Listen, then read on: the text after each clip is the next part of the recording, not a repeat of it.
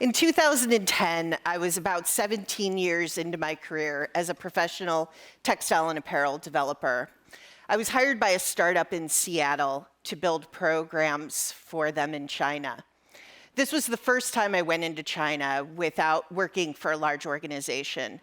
I wasn't Stacy from DuPont or Stacy from Target, and I traveled anonymously through the country, and I came to understand how we make low-price clothing. I saw the effects and the damage of how my industry treats the environment and how people are living as a result of this treatment.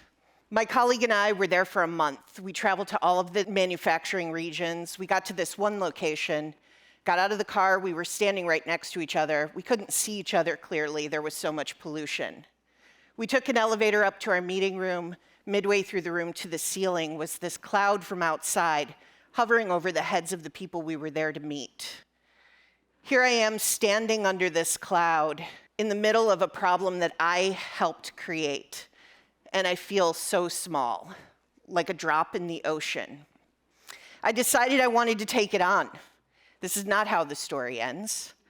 I went back to graduate school and I started studying the problem. I got an MBA in sustainable systems, and I was determined to learn the language of sustainability, meet people who could change things, and become one of them.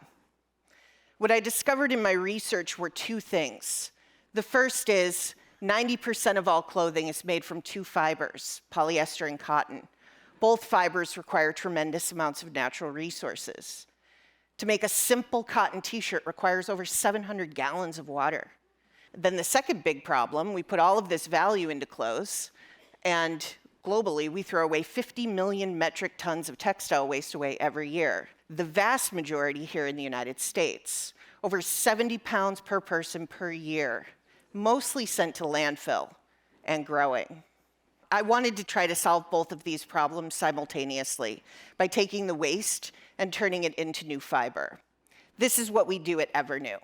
We specialize in taking textile waste, breaking it down to its basic building blocks, and building it up into fiber that is finer denier than silk, 3 times stronger than cotton, and requires 98% less water. Thank you.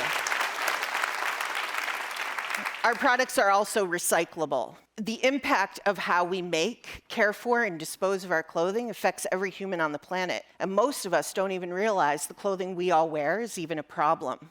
This is precisely where you come in. The power in the system resides in our collective willingness to purchase.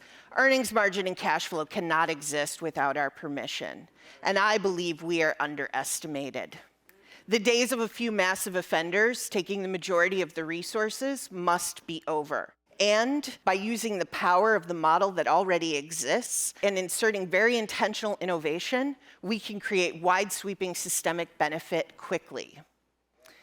Last week, the first new cycle products were available at retail in partnership with Zara.